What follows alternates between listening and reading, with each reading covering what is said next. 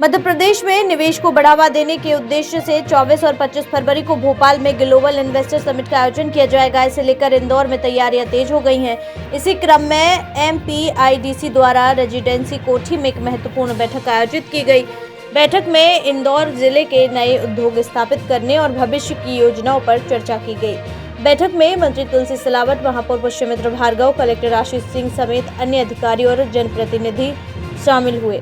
इस दौरान सभी ने अपने सुझाव दिए कि भोपाल में होने वाली इन्वेस्टर समिट से इंदौर को अधिकतम लाभ कैसे मिले। बैठक का मुख्य उद्देश्य इंदौर के उद्योगपतियों को इस समिट का हिस्सा बनने और निवेश को प्रोत्साहित करना था। ग्लोबल इन्वेस्टर समिट होने वाली है 24 और 25 तारीख को भोपाल में। तो बहुत सारी इंडस्ट्रीज़ हैं जो इंदौर में आना चाह रही है और बहुत सारी इंडस्ट्रीज़ ऐसी है जो जनप्रतिनिधियों के संपर्क में भी आती है। तो जो इस पूरे आयोजन की जो रूपरेखा है और जो सरकार का इंटेंट है उससे जनप्रतिनिधियों को अवगत कराने के लिए आज ये परिसंवाद रखा गया था। और जो भी ऑनगोइंग और अपकमिंग प्रोजेक्ट्स हैं जो इंदौर रीजन में चल रहे हैं, साथ ही साथ जो अवेलेबल लैंड बैंक है इंडस्ट्रीज़ को लाने के लिए, उस सब की जानकारी यहाँ पर दी गई है। और एक साल में जो प्रयास किए गए हैं उनकी जानकारी माननीय जनप्रतिनिधि गणों को दी गई है और उनके जो संवाद के जरिए जो फीडबैक मिला उसको भी इनकॉर्पोरेट किया। और देखिए, चूँकि एक कनेक्टिविटी के लिहाज से भी ऐसा लाजमी है कि कई सारे जो उद्योगपति हैं इंदौर होके जाएंगे, कुछ लोगों का अलग से भी प्लान बन सकता है। इसके लिए हम लोगों ने अपनी तैयारी कर रखी है। एयरपोर्ट पे भी एक हम लोगों ने स्पेशल लाउंज और हेल्प डेस्क बनाई हुई है और पूरी तरीके से मेहमान नवाजी के लिए हम लोग तैयार हैं। जी हाँ, अभी तक जो हमारे पास में जानकारी आई है उसके हिसाब से चाहे जितने प्लेन्स आ रहे हों, जितने भी मूवमेंट्स हो रहे हैं, उनकी सबकी प्लानिंग और कुछ जो स्टे अरेंजमेंट है उनकी सबकी प्लानिंग हमारे द्वारा कर ली गई है। बहुत ही सुविधाजनक ढंग से सारी चीज़ों को फैसिलिटेट किया जाए।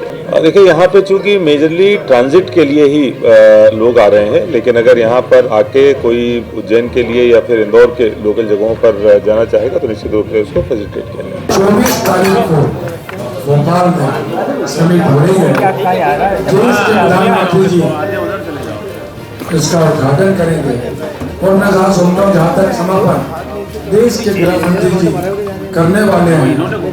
इंदौर जब भी कुछ करता है मजबूत करता है और ये आर्थिक राजधानी भी है, शिक्षा की राजधानी भी है, शिक्षा का हब भी है, स्वास्थ्य की हर चीज में इंदौर आगे है। मैं सारे उद्योगपति से अनुरोध करता हूँ कि अधिक से अधिक लोग इस समिट में हमें भाग लेना चाहिए और जो संकल्प मध्य प्रदेश की सरकार का, देश की सरकार का, प्रधानमंत्री जी का है, ये जो निवेश आएगा, जो युवाओं की बात की, रोजगार, इसके पीछे मकसद है रोजगार हमारे युवाओं को मिले। मैं आप सबको आश्वस्त करता हूँ कि मध्य प्रदेश की सरकार जो महापौर से लेकर मधु भैया जी से लेकर सब लोगों ने जो सुझाव दिया उसको गंभीरता से करेंगे। इंदौर मेट्रो रेल जल्दी ही चलेगी। दरअसल परियोजना Madhya Pradesh metro rail corporation limited द्वारा संचालित की जा रही है। इस परियोजना में कुल 4 मेट्रो लाइनें प्रस्तावित हैं। Line 1A, line 1B, line 2, line 3 और लाइन 4। इनमें से लाइन 3, जिसे येलो लाइन कहा जाता है, पर तेजी से काम चल रहा है। इस लाइन में 30 स्टेशन बनाए जाएंगे। इंदौर मेट्रो परियोजना का मुख्य उद्देश्य शहर की बढ़ती आबादी और यातायात की समस्याओं को कम करना है। यह परियोजना इंदौर वासियों और पर्यटकों के लिए एक सुविधाजनक और तेज परिवहन विकल्प प्रदान करेगी। आने वाले समय में मेट्रो सेवा शुरू होने से इंदौर की सार्वजनिक परिवहन प्रणाली में क्रांतिकारी बदलाव आने की उम्मीद है। पर्यावरण संरक्षण को ध्यान में रखते हुए राष्ट्रीय हरित अधिकरण के निर्देशों के तहत मध्य प्रदेश में गेहूं और धान की फसल कटाई के बाद पराली या नरवाई जलाने पर प्रतिबंध लगाया गया है। इंदौर कलेक्टर आशीष सिंह ने इस संबंध में आदेश जारी करते हुए कहा कि पराली जलाने से वायु प्रदूषण बढ़ता है और इससे जन स्वास्थ्य तथा जीव जंतुओं की सुरक्षा को खतरा होता है। उन्होंने संबंधित अधिकारियों को सख्त निर्देश दिए हैं कि इस नियम का सख्ती से पालन कराया जाए। इस नियमों का उल्लंघन पर दोषियों के खिलाफ कानूनी कार्रवाई की जाएगी। पर्यावरण विभाग द्वारा पराली जलाने पर आर्थिक दंड लगाने का भी प्रावधान किया गया है। उपग्रह मॉनिटरिंग के माध्यम से पराली जलाने की घटनाओं पर नजर रखी जाएगी और दोषियों पर जुर्माना लगाया जाएगा। पराली को जलाने को लेके केंद्र सरकार के स्पष्ट नोटिफिकेशंस हैं और जिसमें कि पराली जलाने को लेके अलग अलग श्रेणियों के स्पॉट फाइन का जो जुर्माने का प्रावधान किया गया है उसका नोटिफिकेशन निकाला गया है और लगातार जैसे विगत वर्षों में देखा गया कि मध्य प्रदेश नंबर 2 या नंबर 3 का ऐसा प्रदेश था जिसमें सबसे ज़्यादा पराली जलाने की घटनाएं होती हैं, बिल्कुल भी पर्यावरणीय दृष्टि से सही नहीं है। इसलिए इस बार हम लोग इस पर सख्ती से पेश आएंगे। शहर के 56 दुकान पर आज वैलेंटाइन डे के मौके पर एक अनूठा जागरूकता अभियान चलाया गया, जिसमें भोजन प्रेमियों से जानवरों से जुड़े उत्पादों को छोड़कर पौधों से बने उत्पादों को अपनाने की अपील की है। शहर के मर्सी फॉर एनिमल्स के स्वयंसेवकों ने 56 दुकान में भोजन प्रेमियों से पौधे आधारित भोजन अपनाकर प्रेम चुने बिगन चुने का आग्रह किया। संस्था के लोगों ने मुर्गी, सुअर और गाय के रूप में कपड़े पहनकर और आम जनों से पौधे आधारित भोजन अपनाकर प्रेम को चुनने का आग्रह किया।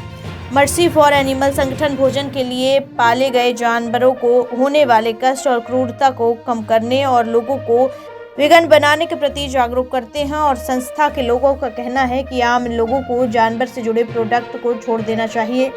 भोजन के लिए कई सारे उत्पाद उपलब्ध हैं, हमें जानवरों के उत्पादकों को छोड़ना चाहिए। इसी को लेकर वैलेंटाइन डे के दिन आज लोगों को 56 दुकान पर वेगन बनाने के लिए जागरूक किया गया है। जी, आज वैलेंटाइंस डे को हम प्यार का अवसर मानते हैं और यहाँ पर इस दिन पे हम चाहते हैं कि इंसानों के बीच में प्यार फैले और वही मोटिव लेकर के हम भी यहाँ पर आए हैं। हम चाहते हैं कि जैसे हम इंसानों के बीच में प्यार फैलाने को बढ़ाना चाहते हैं, वैसे ही जानवरों के प्रति भी हम प्रेम दिखाएं। जानवरों के प्रति प्रेम दिखाने का मतलब ये नहीं कि हम जाकर के उनको फूल दें या उनके लिए कुछ करें, बस उसका मतलब इतना सा है कि जिन इंडस्ट्रीज़ में जानवरों के साथ में शोषण हो रहा है, जिनमें उन्हें सताया जा रहा है, मांस की इंडस्ट्री हो गई, अंडे की, दूध की, उसमें उन्हें हम अपने पैसे ना दें, उन प्रोडक्ट्स का उपयोग ना करें। हमारा संदेश है यहाँ पर इस वैलेंटाइन वीगन चुने। वीगन चुनने का अर्थ हुआ, वीगन वो व्यक्ति होता है जो किसी भी जानवरों से आने वाले प्रोडक्ट का इस्तेमाल नहीं करता।